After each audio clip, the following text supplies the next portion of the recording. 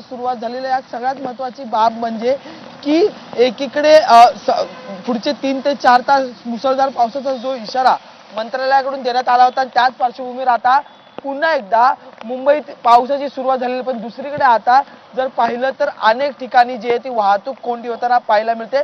आणि त्याच पार्श्वभूमीवर आता हा एकंदरीत आपत्ती व्यवस्थापन विभाग असो, मंत्रालयाचा विभाग असो, या ठिकाणाहून सांगण्यात येते की सतर्कतेचा इशारा देण्यात येत आहे। त्यासोबतच आज महत्त्वाचं म्हणजे की मुसळधार पाऊस तर चालेलच, पण त्यासोबतच सोसाट्याचा वारा सुद्धा जोराने वाहणार आणि त्यामुळे नागरिकांना जो आहे तो सतर्कतेचा इशारा देण्यात आलेला आहे। आता अंधेरीच्या भागात संपूर्णतः काळोखे आपण जर पाहिलं तर आताही आभाळात संपूर्णतः ढग आलेली पाहायला मिळतात। विजांचा कडकडाट मध्ये मध्ये होताना पाहायला मिळते। बरोबर आहे, नक्कीच पूर्णपणे आभाळ भरून आलेलं आहे हे खरं आहे अजय। आणि प्रचंड पाऊस पडत नाही खरं तर अंधेरीमध्ये, पण हळूहळू पावसाचा जोर वाढण्याची शक्यता आहे। अजय, तुम्ही सोबतच राहा।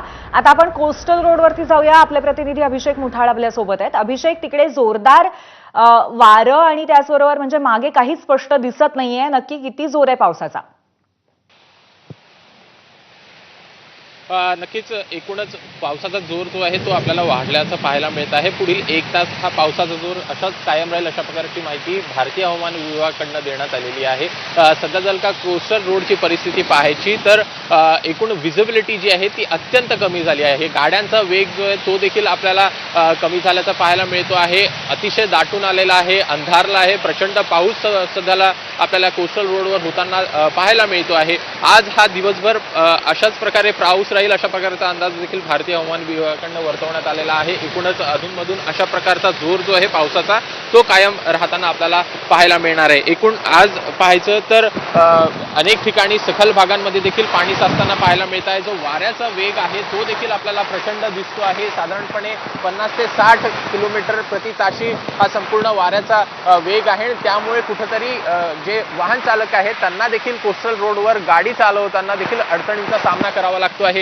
इकडचा जर का भाग पाहायचा तर हा सगळा भुलाबाई देसाई रोड आपल्याला दिसतो आहे। मात्र एकूणच विजिबिलिटी इतकी कमी आहे की इमारती देखील आपल्याला ढगांच्या पाठीमागे देखील आपल्याला दिसतात। आणि प्रामुख्यानं पाहायचा तर पावसाचा जोर हा असाच कायम राहणार आहे। अभिषेक, नक्कीच। आणि एकंदरीत या पावसामध्ये ज्या पद्धतीने कॅमेरावरती सुद्धा आम्हाला प्रचंड जोरदार थेंब दिसतात आणि ज्या पद्धतीची तारांबळ सुरू आहे, वारा सुरू आहे, त्या पाहून अंदाज येऊ शकतो की किती जोरदार पाऊस पडतोय। धन्यवाद अभिषेक, धन्यवाद अजय, आपण दोघांनी आम्हाला अपडेट दिले त्याबद्दल। आणि पुन्हा एकदा आपण कोस्टल रोडची दृश्य बघतोय, गाडीतनं तुम्ही जात असाल तर। आणि आता ही वेस्टर्न एक्सप्रेस हायवेची दृश्य आहेत। इथे प्रचंड संथ गतीने ट्रॅफिक सुरू आहे आणि प्रचंड वाहतूक कोंडी झाल्याचं दृश्य आहे। एअरपोर्टच्या भागातला हा सगळा परिस्थिती बघतोय आपण ट्रॅफिकची।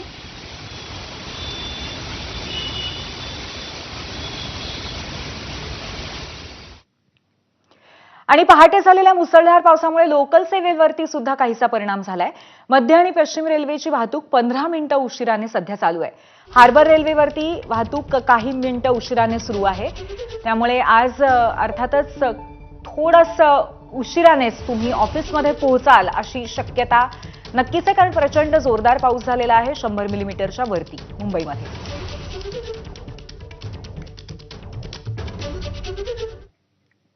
आता कोल्हापूरचा अपडेट आहे। कोल्हापूर जिल्ह्यामध्ये पावसाची संततधार कायम आहे आणि जिल्ह्यातील 6 बंधारे पूर्णपणे पाण्याखाली गेलेत। पंचगंगा नदीची पाणी पातळी 17 फूट 5 इंच इतकी आहे। गेल्या 48 तासामध्ये पंचगंगा नदीची पाणी पातळी 5 इंचांनी वाढली आहे आणि ती